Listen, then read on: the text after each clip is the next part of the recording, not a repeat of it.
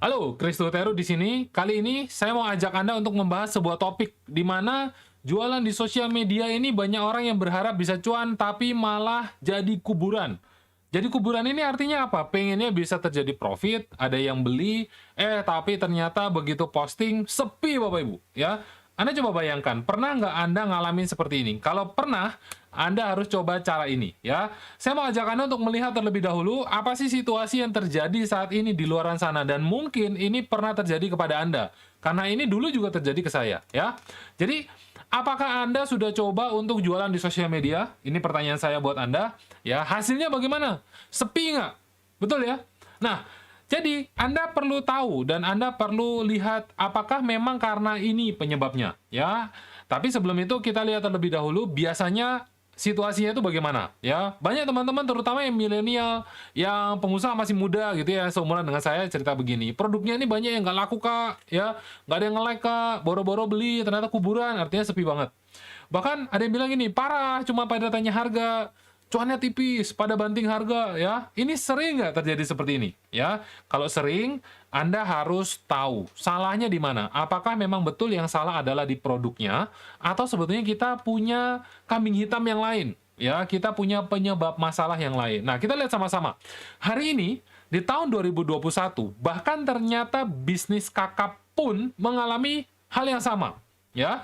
Jadi banyak yang gulung tikar hari ini. Pertanyaannya adalah, tumbangnya ini gara-gara apa? Ya, tumbangnya ini gara-gara apa? Kita lihat sama-sama. Apakah karena produk atau karena sepi? Ya, kita lihat. Kalau seumpama yang salah adalah karena produk, kita kasih skor di produk. Kalau karena sepi, kita kasih skor di sepi. Ya. Nah, yang pertama adalah Matahari tutup 6 gerai. Ya, kenapa begitu? Karena sepi. Ya, kita kasih skor 1. Giant udah tutup banyak karena apa? Sepi juga ya, pandemi Covid yang disalahkan. Bank BTN tutup 30 kantor, dibilang tidak efisien, sepi juga ya. Produknya punya mereka ini ya. Kosmetik, ada produknya jelas ya, sepi juga, penjualan rendah ya. Terus kemudian pengusaha retail memilih untuk tolong dong dispensasi ya, pengurangan biaya sewa atau bahkan menunda biaya sewa, sepi juga, mereka gigi jari bener-bener. Terakhir, banyak yang bilang gara-gara dulu kita sebutnya ini PSBB, kita bilangnya PPKM sekarang, atau ada yang bilang ini tentang lockdown, atau jaga jarak, dan lain sebagainya. Intinya sepi, ya. Jadi Anda coba lihat baik-baik. Apakah betul ternyata masalahnya ada di produk? Ternyata bukan. Ya, ternyata masalahnya adalah karena sepi.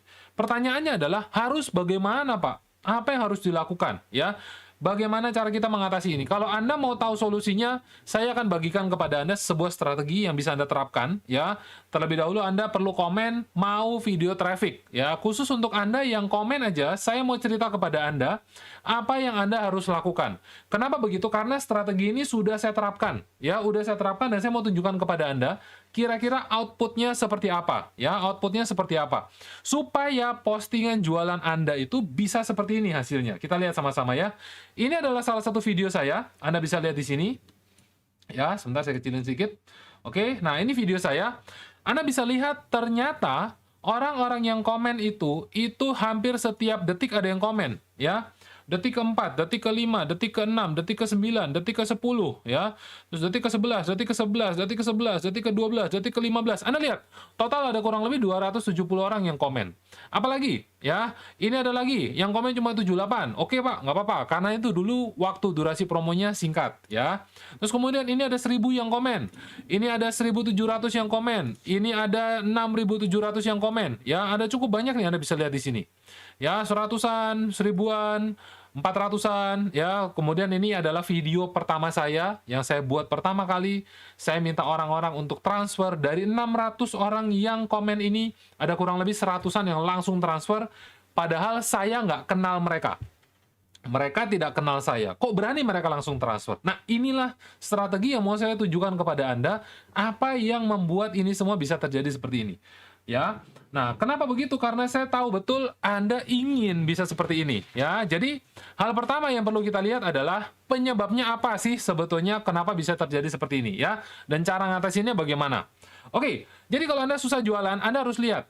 Hal pertama yang menjadi kesalahan banyak orang adalah mereka buru-buru langsung pingin jualan. Ya, mereka buru-buru, ya, pingin langsung jualan. Jadi baru masuk sosial media langsung nodong. pengen jualan ini ya. Lalu postingannya itu mirip. Bahkan gara-gara malas ngedit, nggak ngerti cara ngedit, atau bahkan ya apapun itu alasannya, postingannya sama kayak sebelah. Maka dari itu banyak orang mau beli itu dengan gampangnya bilang ya sebelah aja karena harganya mirip-mirip juga kok. Ya ngapain? Ya dia cari dengan barang yang paling murah aja gampang. Lalu tidak tahu cara untuk narik customer. Anda bayangkan, kalau nggak ngerti cara untuk narik customer, gimana terus supaya dia bisa survive? Ya, nah, selain itu, proses ini, bagaimana cara ngatasinnya? Kita lihat sama-sama ya. Anda perlu tahu bahwa jualan itu ibarat PDKT. Ya, PDKT itu gimana prosesnya? Kenalan dulu, suka, baru jadian. Ya, kenalan dulu, suka, baru jadian. Nah, kebanyakan orang di jualannya itu, belum kenalan udah minta jadian. Kira-kira menurut Anda ini bakal jadian atau bakal kabur? Ya, pasti kabur. Ya, pasti kabur. Jadi, Anda harus tahu, sosial media itu adalah tempat untuk Anda connect. Anda membangun hubungan dengan calon pembeli Anda.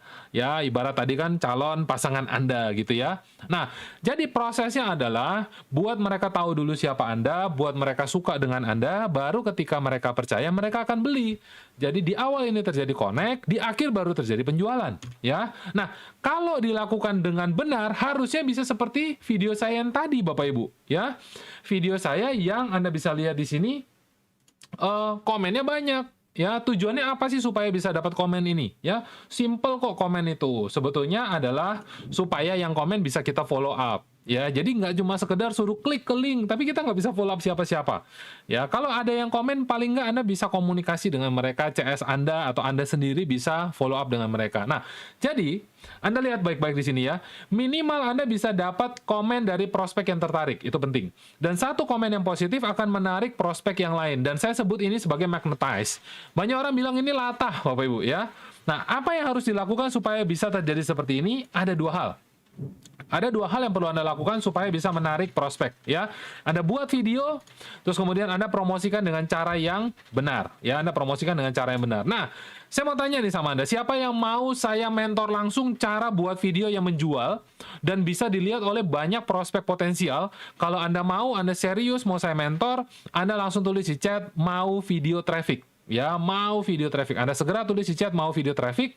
Kenapa begitu? Karena dalam waktu dekat, saya akan mengadakan sebuah webinar. Saya akan bagikan strateginya seperti apa, bagaimana caranya, hanya dalam satu hari Anda bisa lihat step by step rahasia banjir traffic. Traffic itu adalah calon pembeli potensial lewat video yang kemudian akan berimbas, ya, berdampak positif pada bisnis Anda.